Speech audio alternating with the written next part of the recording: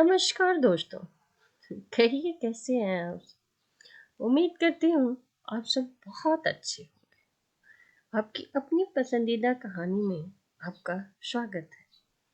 आइए सुनते हैं पुष्पा सक्सेना जी द्वारा लिखित कहानी अपराजित जय। आवाज सरोज शर्मा। अम्मा देखो, हम क्या लाए हैं। खुशी से उमंगती उछलती रीना ने घर में घुसते ही माँ को आवाज दी। ऐसा क्या ले आई जो घर को अपने सर पे उठा रखी है। ताई ने नाराजगी जगाते हुए कहा। जिस दिन से रीना की सहेली मीना ने अपने शानदार कपड़ों का रहस्य रीना को बताया था, तब से वह माँ के पीछे ही पड़ गई थी। अम्मा, मंगलराम की शॉप से बहुत नई डिजाइन के कपड़े मिलते हैं, मैं भी वहां से अपने लिए सलवार सूट खरीदूंगी। मीना कितने अच्छे कपड़े पहनती है।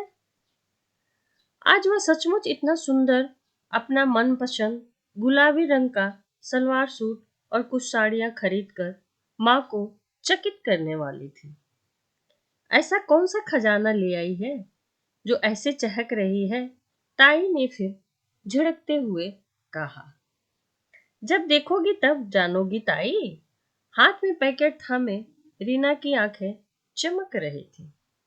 ताई और माँ दोनों रीना के लाए हुए सुंदर कपड़े देखकर बहुत ही आश्चर्य में थे। वाह, तू तो सच में बहुत अच्छे कपड़े लाई है, माँ ने खुशी से जाहिर की। मेरी बात मान शीला, ये कपड़े रीना की शादी के लिए रख दे। ताई ने रीना की माँ को सलाह दी। नहीं, हमें शादी नहीं करनी है। हम एमए के बाद पीएचडी करके यूनिवर्सिटी में प्रोफेसर बनेंगे। अम्मा, सुन रही है शीला, तेरी बेटी के क्या रंग है। ये शादी नहीं करेगी, मास्टरनी बनेगी भाई। बिल्कुल ठीक कह रही है ताई, हमारी रीना बेटी प्रोफेसर जरूर बनेगी। इसकी बुद्धि का ही तो परिणाम है जो हर क्लास में प्रथम पर रहती है। हाँ शीला, कल अपनी कार से मेरा एक मित्र कानपुर जा रहा है। उसके साथ जाकर नीना बेटी को वापस ले आऊंगा। नानी मामी से उसने बहुत प्यार करवा लिया। 2 दिन गुजरे, भाई भाभी से मैं भी खातिर करवा लूंगा। राकेश जी ने प्रयास किया। सच कह रहे हैं, नीना की छुट्टियां भी लंबी हो गई हैं। नीना के बिना रीना तो अपनी पढ़ाई में लगी रहती है, वरना दोनों बहनें कितनी बातें करके घर में रौनक लगाए रखती हैं। शीला ने कहा। 2 बेटियों के पिता प्रोफेसर राकेश शर्मा लड़कियों की शिक्षा और उनकी स्वतंत्रता के प्रबल समर्थक थे। पत्नी शीला द्वारा लड़कियों को अधिक पढ़ाने पर विरोध करने पर वह कहते थे, जमाना बदल गया है शीला। आज लड़कियां हर क्षेत्र में लड़कों के समकक्ष ही नहीं, बल्कि कई स्थानों पर उनसे बहुत आगे। मैं तो कहता हूँ तुम भी अपनी बीए की पढ़ाई पूरी कर लो। मुझे तो माफ कीजिए, अब बेटियों के भविष्य के विषय में सोचना है। अपने पापा के लिए चाय बनाती रीना सोच रही थी कि काश जय अभी फ्रांस न गया होता। ये गुलाबी सूट पहनकर अब वह जय के सामने जाती तो वह उसे देखता ही रह जाता। जय रीना का पड़ोसी था। रीना समझ गई थी कि उसकी हर बात, हर अदा का जय दीवाना था। प्रत्यक्ष अप्रत्यक्ष दोनों ही रूप में वह अपने दिल की बात रीना के सामने रखता रहता था। उसकी मुग्ध आंखें रीना को अच्छी लगती थी। दोनों के बीच प्रेम अपने मूक रूप में मुखर रहता था। एमबीए में टॉप करने के बाद जय किसी मल्टीनेशनल कंपनी में जॉब लेकर रीना के सामने सपने पूरा करना चाहता था। शादी के बाद तुम्हें क्या चाहिए रीना? अपनी लिस्ट अभी से तैयार कर कर मुझे दे दो।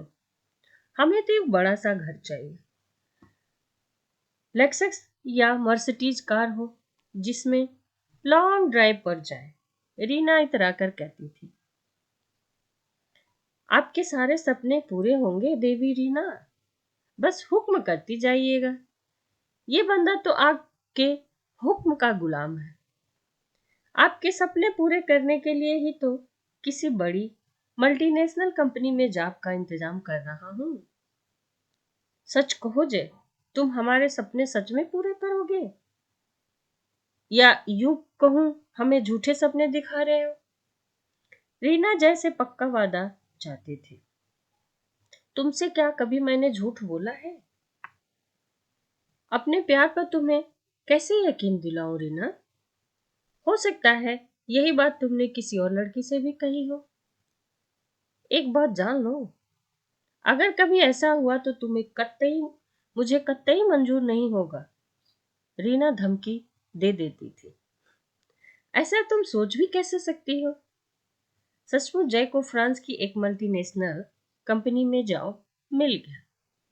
एक माह की ट्रेनिंग पर फ्रांस जाने से पहले अकेले में विश्वास के साथ रीना से कहा था, जब तुम्हारे सपने पूरे करने का वक्त आ गया है, मेरा इंतजार जरूर करना।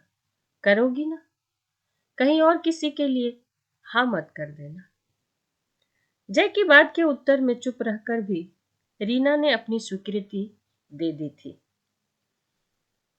सपने पूरे होने की कल्पना में आई खुशी चेहरे पे स्पष्ट दिख रही थी। रीना और जय की भेंट एक डिबेट में हुई थी।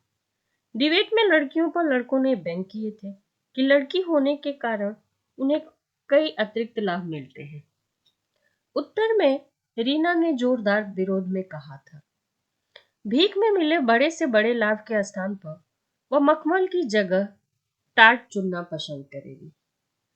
राजसी भोग की जगह स्वाभिमान की सूखी रोटी स्वीकार करेगी।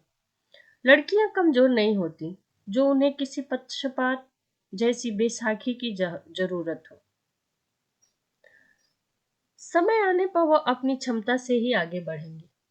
रीना के तेजस्वी शब्दों में ने उसके मुख की लालिमा बढ़ा दी थी। रीना को प्रथम पुरस्कार दिया गया था। जय के मन ने कहा, सौंदर्य और मेधा का अपूर्व संगम इस लड़की में भरपूर है। डिबेट के बाद जय ने रीना को सच्चे मन से बधाई दी थी। विश्वास है आज आपने जो कुछ कहा उससे लड़कियों को अवश्य प्रेरणा मिलेगी। पुरस्कार और विजय के लिए हार्दिक बधाई हो। धन्यवाद, आपने ज्यादा ही पढ़ाई कर दी। हमें जो सच लगा वही कहा है। नजर उठाकर तो देखने पर एक लंबा हैंडसम युवक दिखाई दिया था रीना को। मैं जय एमबीए करने के बाद जॉब की तलाश में हूँ। आपके परिचय से तो जान ही गया आप केवल जोरदार डिबेट ही नहीं, टॉपर भी रही हैं।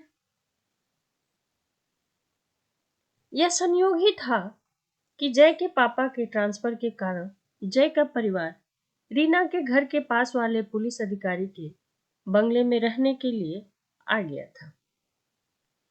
जय के पिता राम शरण शहर के ईमानदार पुलिस अधिकारी के रूप में प्रसिद्ध थे। पास पास घर होने के कारण आते जाते जय और रीना की अक्सर मुलाकात हो जाया करती थी। पता नहीं ये मुलाकातें कब होती थी, या जय जानबूझकर रीना के बाहर आने जाने के समय रीना से मिलने का बहाना खोज लेता था। जब से जय को पता लगा रीना पास वाले पार्क में हर शाम को घूमने जाती है, उस दिन से जय को भी रोज पार्क जाने की आदत लग गई। पड़ोसी होने के कारण जय और रीना की मित्रता बाग के फूलों के साथ खिलती गई। दोनों की वैचारिक समानता, तीक्ष्ण मेधा और जीवंत व्यक्तित्व परस्पर एक होते गए।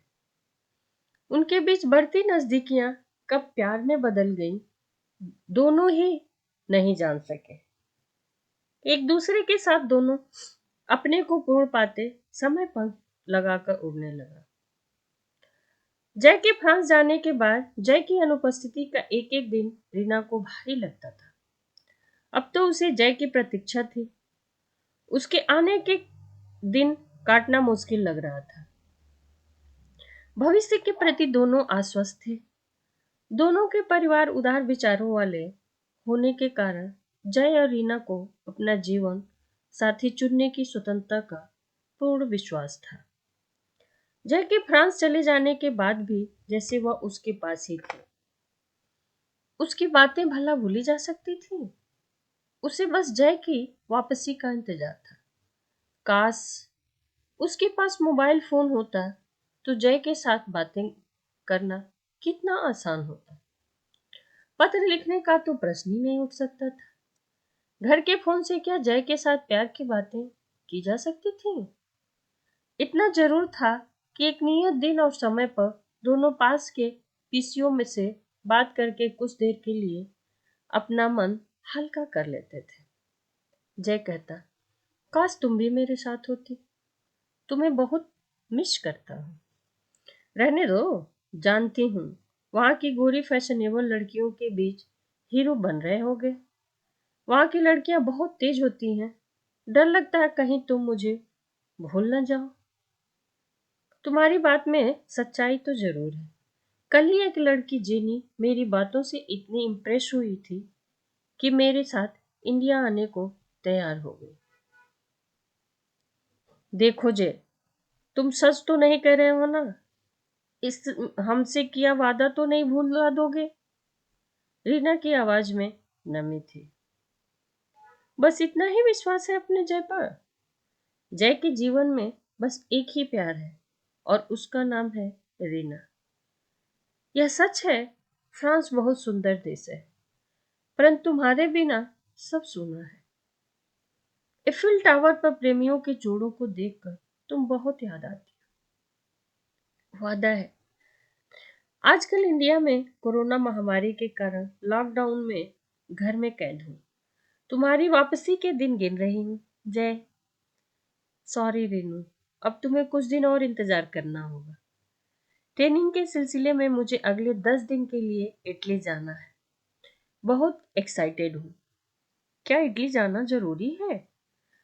समाचार आ रहे हैं इटली में कोरोना संक्रमित लोगों की संख्या बढ़ती ही जा रही है। अपना ध्यान रखना। काश तुम जल्दी वापस लौट आते। इटली से सीधे तुम्हारे पास पहुंच रहा हूँ। बस जल्दी ही अपनी रीना के साथ आ जाऊंगा। तुम्हारे लिए क्या लाऊं? यहाँ की स्मार्ट लड़कियों की फैशनेबल ड्रेस जरूर पसंद करोगी। जब वो ड्रेस पहनकर बाहर जाओगी तो लोग तुम्हें इटालियन ब्यूटी समझेंगे। जरूर, बस शर्त यह होगी कि उसी ड्रेस में तुम अपने पेरेंट्स से मुझे उनकी होने वाली बहू के रूप में मिलवाओगे। रीना ने भी मजाक का उत्तर मजाक से दिया। अंततः लंबी प्रतीक्षा के बाद वह दिन भी आ गया। आज जय अपनी रीना के पास वापस आ रहा था। जय के घर को फूलों से सजाया गया था, जय के स्वागत के लिए। उसके पिता के अतिरिक्त कुछ पुलिस के अधिकारी भी शहर के सम्मानित व्यक्ति उपस्थित थे। रीना का बस चलता तो वह स्वयं भी जय को लेने एयरपोर्ट जाती। अब तो बस कुछ देर के बाद जय घर आने ही वाला है। धड़कते दिल के साथ रीना अपने घर की खिड़की के पास जय की एक झलक पाने को खड़ी जय की प्रतीक्षा कर रही थी। 1 महीने के बाद कैसा लगता होगा उसका जय। प्रतीक्षा का एक एक पल भारी पड़ रहा था। प्रतीक्षा की घड़ियां समाप्त हुई। सबसे पहली कार से जय उतरा था। नीले सूट में जय का व्यक्तित्व बहुत ही प्रभावशाली लग रहा था। कार से उतरे जय की नजर खिड़की पर पड़ी। रीना खड़ी थी वहां पर। हल्की मुस्कान के साथ हाथ हिला अपना प्यार जता दिया था। रीना का बस चलता तो दौड़कर नीचे जाकर जय के गले लग जाती, पर अभी तो कुछ और प्रतीक्षा करनी थी। ना जाने कितनी देर में लोग जय को छोड़ेंगे। पूरी रात रीना ने जागकर बिताई थी। अचानक सवेरे 4 बजे फोन की घंटी सुनते ही रीना ने फोन को कान से लगाया था। कैसी हो रीना? जेट लैग की वजह से नींद नहीं आ रही है। मन तो सबको छोड़कर तुम्हारे पास आने को बेचैन था। काश हम मिल पाते। माफ करना तुम्हें जगा दिया, पर मेरे दिल पर मेरा बस कहाँ रह गया है। अगर तुम जाग रहे हो तो क्या तुम्हारी रीना चैन से सो सकती है?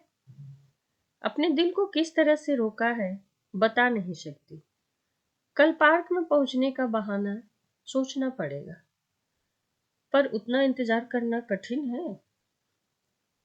एक और समस्या है, 14 दिनों तक तुम्हें मुझे क्वारंटाइन में रहने को कहा गया है।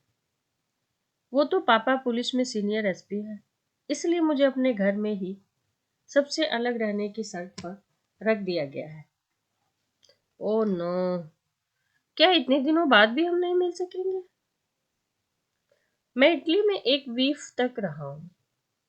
वहां कोरोना संक्रमित व्यक्तियों की काफी बड़ी संख्या है, इसलिए मुझे सबसे अलग रहना ही होगा। वैसे तुम्हें परेशान होने की जरूरत नहीं है, मैं पूरी तरह से स्वस्थ हूँ। तुमसे मिले बिना क्या मैं जिंदा रह सकता हूँ? जल्दी ही मिलने का कोई रास्ता निकालता हूँ। मुझे उस दिन का बेसब्री से इंतजार रहेगा जय। जल्दी ही कोई रास्ता निकालो। रीना परेशान होकर बोली। इतने सवेरे किसका फोन आया है रीना? कोई खराब खबर तो नहीं है? अचानक रीना की माँ ने आवाज दी। नहीं अम्मा, रॉन्ग नंबर है। रीना ने फोन रख दिया। 4 दिन बेचैन में बीत गए। एक दूसरे की झलक पाने को दोनों बेचैन थे, पर कोई रास्ता नजर नहीं आ रहा था। गणेश चतुर्थी पर्व के कारण शहर में चारों तरफ धूम मची हुई थी। आज गणपति विसर्जन का शोर था। जय के घर में बहुत लोग जमा थे। गीत भजन के साथ कुछ देर बाद गणपति को सम्मान से उठाए जय के पापा बाहर आए थे। रीना की माँ भी स्त्रियों के साथ जा रही थी। क्वारंटाइन के कारण घर में रुकने को विवश जय कैसे बाहर जा सकेगा? यही सोचकर रीना ने गणपति विसर्जन में न जाने का निर्णय लिया। 3-4 दिन बेचैन में कट गए। अचानक एक दिन जय का फोन आया। कैसी हो रीना? जानता हूँ मेरी तरह तुम भी एक एक दिन एक एक युग की तरह बिता रही हो। बस अब कुछ ही दिन तो हमारे बीच में शेष है, फिर तो हम साथ साथ होंगे। बात करना बहुत। जय खांसी आने के कारण रुक गया। क्या हुआ जय, तुम ठीक तो हो? इतने खांस क्यों रहे हो? और तुम्हारी आवाज भी भारी लग रही है। हमें डर लग रहा था। रीना व्याकुल थी। अरे कुछ नहीं हुआ। भला अपनी रीना से कभी सपने में नाराज हो सकता हूँ? इटली और इंडिया का मौसम फर्क है। थोड़ा जुकाम हो गया है। अदरक की चाय पीते ही ठीक हो जाऊंगा। कोरोना नहीं हुआ है, जय ने परिहास किया। नहीं जय, तुम्हारे घर के पास डॉक्टर नाथ का क्लिनिक है, उनके पास जाकर चेकअप करा लो। आजकल कोविड महामारी से सावधान रहना जरूरी है। रीना के स्वर में चिंता थी। ओके, भला अपनी बात की बात टाल सकता हूँ? मजाकिया अंदाज में जय ने कहा। 3 दिन बीत गए। जय का कोई फोन नहीं आया। रीना को पल भर का भी चैन नहीं था। जय ने कोई खबर नहीं दी थी। उसके घर फोन लगाने का सवाल ही नहीं था। चौथे दिन खिड़की से जय के घर पर नजर डालते ही पुलिस विभाग की एम्बुलेंस खड़ी दिखी। रीना डर गई। एम्बुलेंस किसके लिए आई थी? बिना कुछ सोचे दरवाजा खोल रीना ने दूर खड़े अस्पताल के कर्मचारी से पूछा था, एम्बुलेंस किसके लिए आई है? कौन बीमार है? एसपी साहब का बेटा, जो अभी बाहर देश से आया है, उसे कोरोना हो गया है। आप दूर रहिए, पास आने में खतरा है। नहीं, ये नहीं हो सकता। रीना की आंखों से बेतहाशा आंसू बह निकले। आप यहाँ से चली जाइए, उन्हें सबसे अच्छे अस्पताल में ले जा रहे हैं, वह ठीक हो जाएंगे। कर्मचारी ने रीना को आश्वस्त किया। घर से रीना की माँ की पुकार सुनाई दी। न चाहते हुए भी लौटना पड़ा। रीना की मजबूरी थी। आंसू पोंछती रीना ने घर के अंदर जाते हुए मुड़कर देखा था। उसके जीवन जय को स्ट्रेचर में लाया जा रहा था। एम्बुलेंस में स्ट्रेचर रखकर एम्बुलेंस का दरवाजा बंद कर दिया गया। निर्जीव सी रीना शिथिल कदमों से किसी तरह घर पहुंची थी। कहाँ घूमती फिरती रहती है?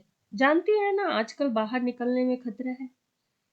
तेरे पापा भी जब से नीना को लेने कानपुर गए हैं, लॉकडाउन हो जाने की वजह से कानपुर में ही रहने को मजबूर है। कुछ हो जाने पर भी मैं अकेली क्या करूंगी। माँ, जय को कोरोना हो गया, उसे अस्पताल ले जा रहे हैं। रीना का स्वर रुद्ध था। अरे, यह तो बहुत बुरा हुआ। अब हमें बहुत संभल के रहना है। पास के घर में कोरोना आ गया है। अब तू घर से बाहर बिल्कुल नहीं जाएगी। माँ चिंतित थी। अनुरक्तित रीना अपने कमरे में गणपति की प्रतिमा के सामने हाथ जोड़कर रो पड़ी।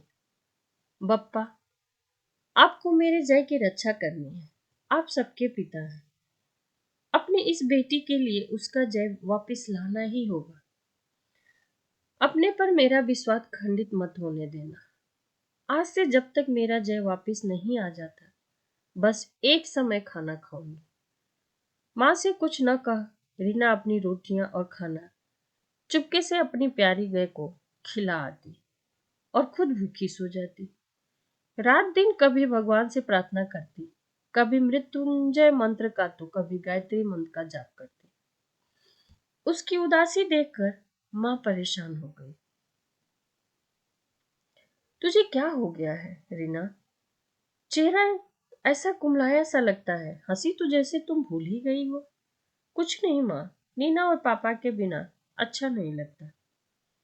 परेशान मत हो, तेरे पापा जल्दी आने की कोशिश कर रहे हैं।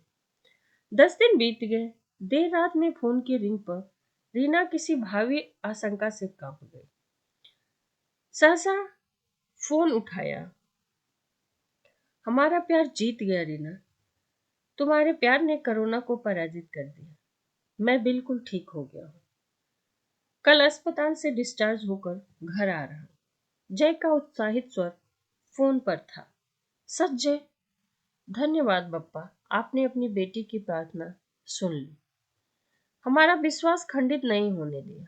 समझ नहीं पा रहा हूं ये सच है या कोई सपना। रीना की आवाज में खुशी झलक पड़ी और वो उसकी आंखों से आंसू बह निकले। जिस दिन डॉक्टर ने कोरोना संक्रमण की पुष्टि की, मैं स्तब्ध रह गया था। बस तुम याद आई थी। कितनी ठीक थी। नहीं जय, अपने को दोष मत दो। ये तो हमारी प्रतीक्षा थी जिसमें हम सफल हुए। ईश्वर हम पर अपनी कृपा ऐसे ही बनाए रखे, उनसे यही प्रार्थना है। आज इस खुशी में बहुत दिनों बाद रात का खाना खाऊंगी। अचानक रीना के मुंह से उसका सच निकल गया। क्या तुम इतने दिनों से एक समय खाना खा रही हो? इसका अर्थ है मेरे कारण तुम अपने को दंडित कर रही थी।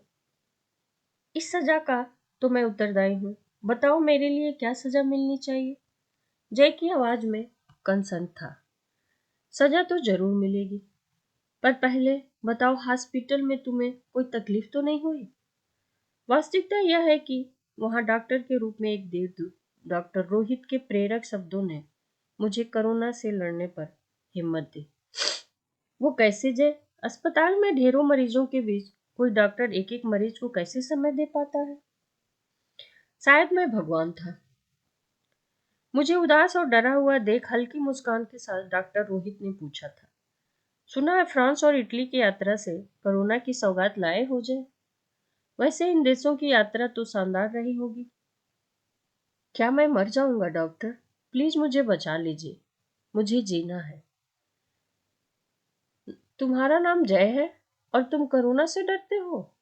मुझे तो विश्वास है तुम जैसे नवयुवक जिनके जीवन का लक्ष्य निश्चित है, जिनके आसपास प्यार करने वाले हों, उन्हें तो अपनी दृढ़ आत्मशक्ति में विश्वास होना चाहिए। अगर तुम्हारी कोई गर्लफ्रेंड है तो वह भी तुम्हारे लिए जरूर प्रार्थना कर रही होगी। अगर मेरी बात सच है तो अपने नाम को सार्थक करो। तुम कोरोना से लड़कर विजय पा सकोगे जय। आप सच कह रहे हैं डॉक्टर। क्या साहस रखने से कोरोना पर विजय पा सकूंगा? उस माहौल में मुझे उनके शब्दों से कितनी शक्ति मिली बता नहीं सकता। मेरी तो यही सोच है। कोरोना की विभीषिका में लोगों का डर उनसे कोरोना से लड़ने की शक्ति छीन लेता है। अपने पर विश्वास रखने से दवाइयां भी असर रखती हैं, डॉक्टर ने कहा था। शायद उनकी बातों का ही असर था कि डर की जगह स्वस्थ होने के लिए अपनी पूरी शक्ति लगा दी थी मैंने, और आज उनका कथन सच हो गया। कोरोना को हराकर विजय पा लिया। इस विजय में मेरी प्रार्थना और तपस्या का भी हाथ है जय। दिन रात बस तुम्हारी कुशलता का ही प्रार्थना करती थी। मेरी पूजा सफल हुई। तुम्हारी तपस्या के लिए तुम्हारा जय तुम्हें कुछ देना चाहेगा। बताओ तुम्हें क्या चाहिए। ठीक है, अब भविष्य में मुझे अकेला छोड़कर इतने लंबे समय के लिए कभी मत जाना। अच्छा जी, इसका सीधा अर्थ यह है कि अब मेरी आजादी के दिन समाप्त हुए और आपके हुक्म का चलना शुरू हुआ। बिल्कुल ठीक समझे जनाब। जितने दिन आप हॉस्पिटल में रहे, हमने तो असहनीय दुख सहा। उसकी भरपाई तो करनी ही होगी आपको। आपकी सजा मंजूर है। बस मेरी एक शर्त है, जीवन भर मेरे साथ मेरी जीवन साथी बनकर रहना होगा। जल्दी ही तुम्हारा हाथ मांगने तुम्हारे घर आने वाला हूं। तुम्हारा प्रस्ताव अस्वीकृत हो गया तो क्या करोगे? पक्का विश्वास है प्रस्ताव स्वीकार होगा। अगर नहीं हुआ तो घर के सामने भूख हड़ताल पर बैठ जाऊंगा। मुझ जैसा प्यार करने वाला दूसरा कौन हो सकता है, जिसने अपनी रीना को पाने के लिए कोरोना को पराजित कर दिया हो। उम्मीद करती हूँ इस शुभ काम के लिए लॉकडाउन तोड़ने की गलती नहीं करोगे। दोनों की सम्मिलित हंसी में शहनाई की धुन की सी मिठास थी।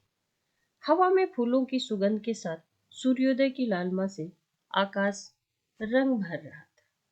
धन्यवाद दोस्तों। कहानी में सच सही बात कही गई है। यदि हम अच्छा सोचे, पॉजिटिव सोच रखते हुए बीमारी का इलाज करें तो वो जरूर स्वस्थ होता है। इसलिए दोस्तों, हमें हमेशा पॉजिटिव सोच रखते हुए जीवन को आगे बढ़ाना चाहिए। धन्यवाद दोस्तों। कहानी अच्छी लगी हो तो लाइक, कमेंट, शेयर और सब्सक्राइब करना ना भूलें। मिलते हैं एक और नई कहानी के साथ। तब तक के लिए खूब खुश रहें, मस्त रहें, व्यस्त रहें।